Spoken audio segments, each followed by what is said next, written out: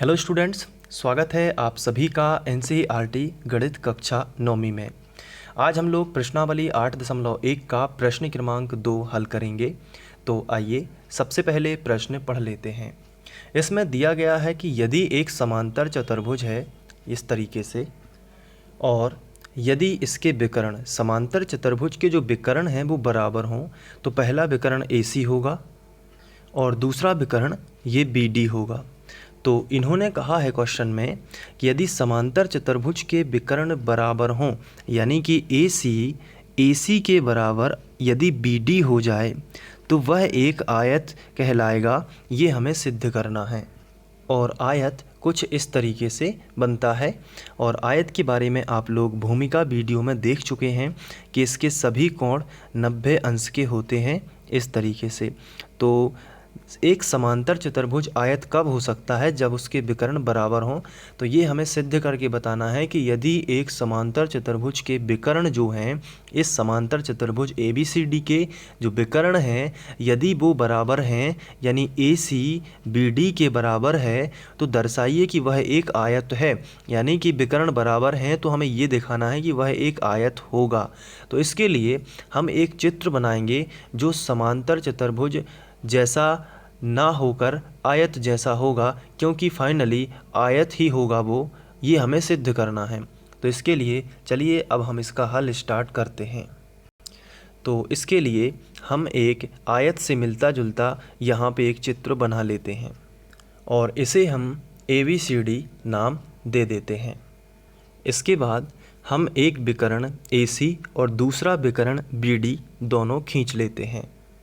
सबसे पहले जब हम AC विकर्ण इस तरीके से खींचते हैं तो एक त्रिभुज बन जाता है ADC। आप देख सकते हैं ADC। अब हम दूसरा विकर्ण जैसे ही खींचते हैं इस तरीके से, तो एक दूसरा त्रिभुज बनेगा BDC। आप देख सकते हैं BDC। तो सबसे पहले हम लिखेंगे जो हमें दिया गया है। तो बताइए हमें क्या दिया गया है?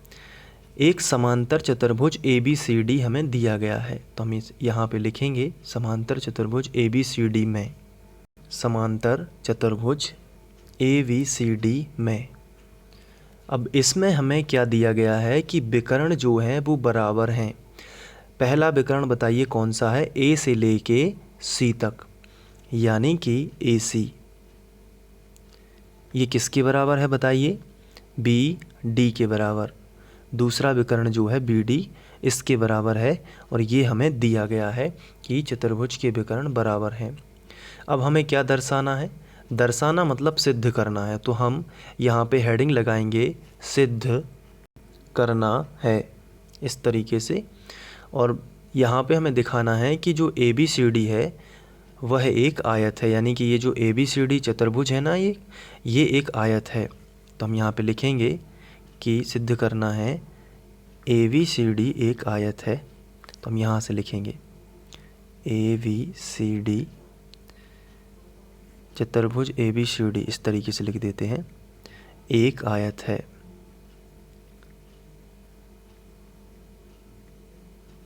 आयत है। इसके बाद जब भी हमें क्वेश्चन में दिया हो दर्शाइए, तो हम हेडिंग डालते हैं उपपत्ति। और जब भी हमें सिद्ध करना होता है तभी हम डालते हैं उपपत्ति। इस तरीके से हमने हेडिंग डाली उपपत्ति। इसका मतलब होता है प्रूफ या प्रमाण। अब इसमें हम दो त्रिभुज लेंगे, बहुत ही सिंपल है। पहला त्रिभुज पहले विकर्ण को लेते हुए और दूसरा त्रिभुज दूसरे विकर्ण को लेते हुए। पहला विकर्ण हमारा कौन सा है? AC। तो हम ले लेते हैं त्रिभुज कौन सा? अगर हम इसको हटाएं तो पहले विकर्ण को लेते हुए हमारा त्रिभुज बनेगा ACD।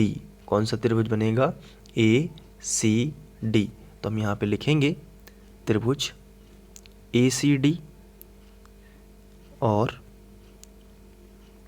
दूसरा विकर्ण यदि हम लगा देते हैं, ये देखिए इस तरीके से, तो दूसरा त्रिभुज कौन सा बन जाता है? BDC।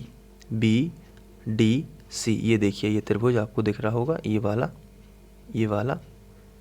तो इसको लिखेंगे त्रिभुज VDC में। ये दोनों त्रिभुज हमने लिए।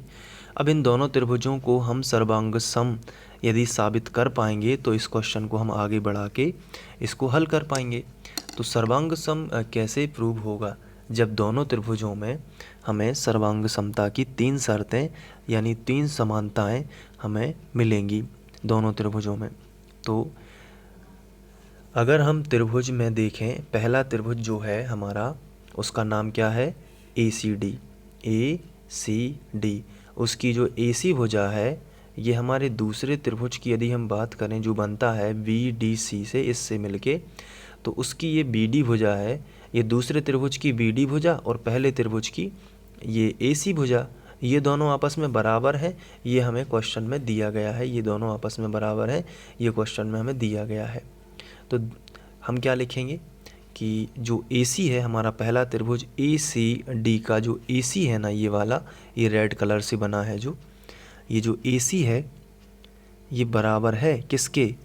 ये जो वाइट कलर से है ना, ये विकर्ण दूसरा BD के, जो कि हमारा दूसरा त्रिभुज BDC में आता है, BDC में आता है। तो ये BD, तो ये दोनों बराबर होंगे क्योंकि ये हमें दिया गया है, क्वेश्चन में ही दिया गया है कि समांतर चतुर्भुज के विकर्ण यदि बराबर हों, तो हम यहाँ पे लिखेंगे दिया है। दूसरा क्या है? दूसरा आप देखोगे कि ये जो DC भुजा है ये दोनों त्रिभुजों में है। पहले वाले त्रिभुज में बात करें यदि ACD में, अगर आप ध्यान से देखो ACD में, तो ये DC भुजा आ जाती है।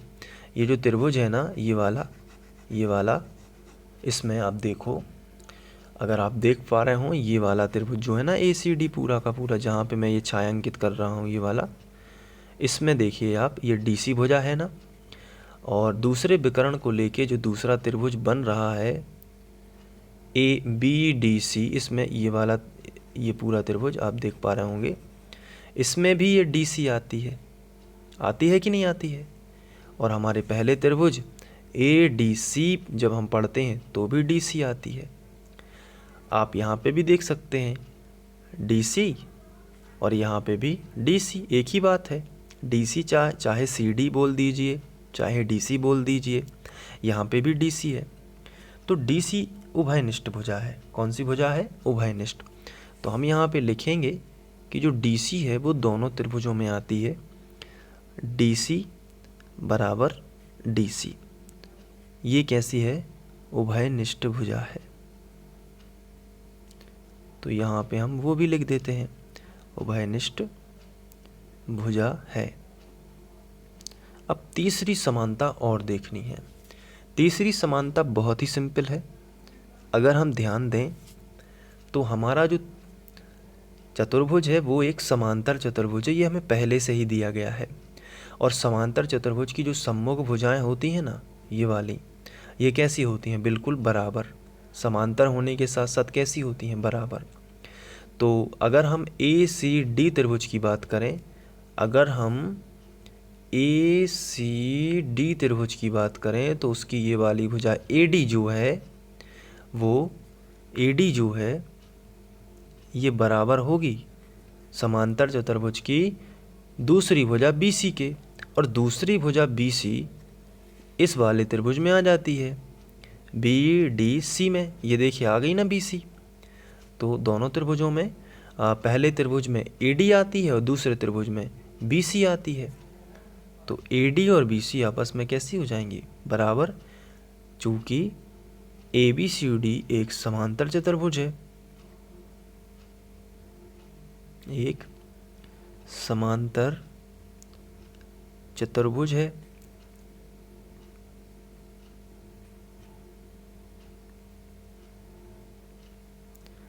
तो ये 3 समानताएं मिल चुकी हैं, अतः दोनों त्रिभुज सर्वांग सम हैं। इसलिए त्रिभुज ACD सर्वांग सम है, त्रिभुज BDC के। और ये सर्वांग सम क्यों हुए? क्योंकि भुजाएं तीनों समान हैं, यानी भुजा भुजा भुजा सर्वांग समता से। और जब ये सर्वांग सम है तो इनके संगत अवयव भी बराबर होने चाहिए। तो संगत अवयव में यदि हम बात करें हमारे त्रिभुज ACD की, तो इसका ये वाला कोण ये वाला कोण,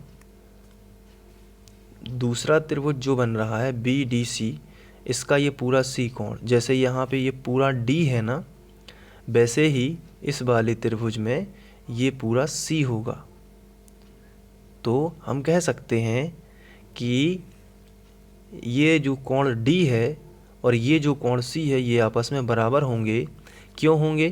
क्योंकि ये वाला कोण आता है हमारे त्रिभुज ए सी डी में, जो हमने लिया था ए सी डी में ये वाला कोण आता है, और जो हमारा दूसरा त्रिभुज है बी डी सी में, इसमें ये वाला कोण आता है।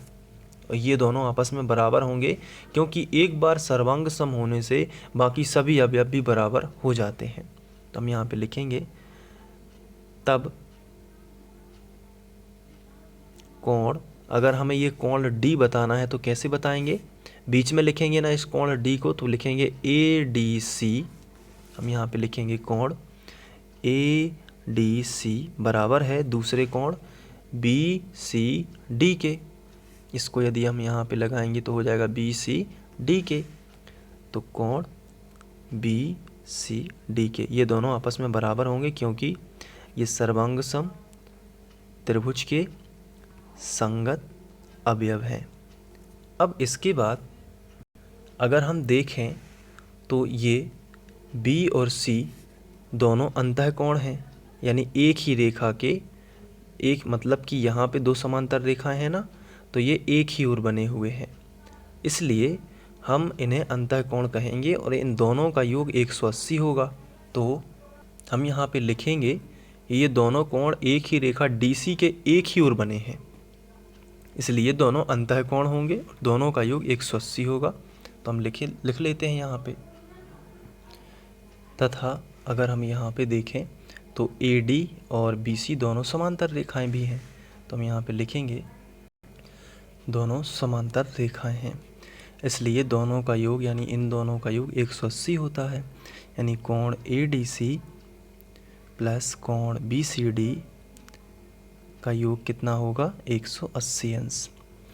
लेकिन चूंकि ये यहाँ पे बराबर हैं तो BCD की जगह पर हम ACD लिख सकते हैं या ACD की जगह पर BCD लिख सकते हैं। तो हम यहाँ पे BCD को रिप्लेस कर देंगे, तो कोण ADC प्लस और BCD अब नहीं लिखेंगे, इसकी जगह पर हम ADC लिख देते हैं। कोण ADC इन दोनों का योग कितना होगा? 180।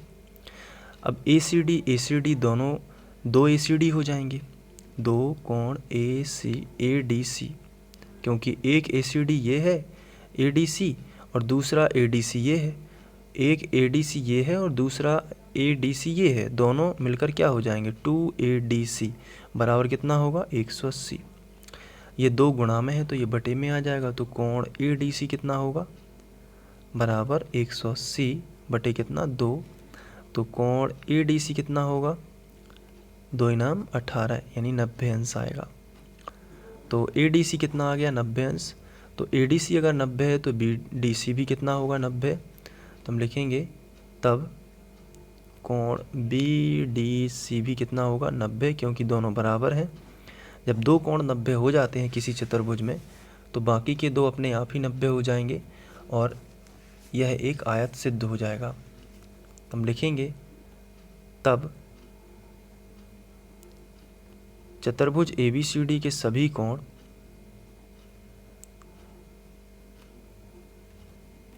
सभी कोण 90 अंश के होंगे और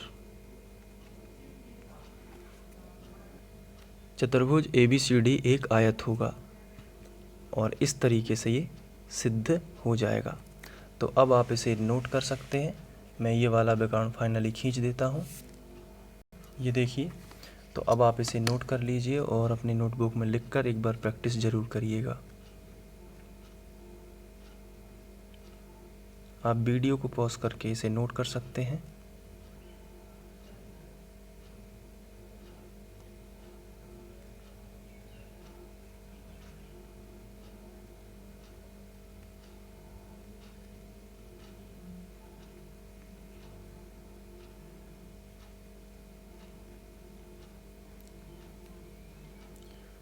थैंक यू।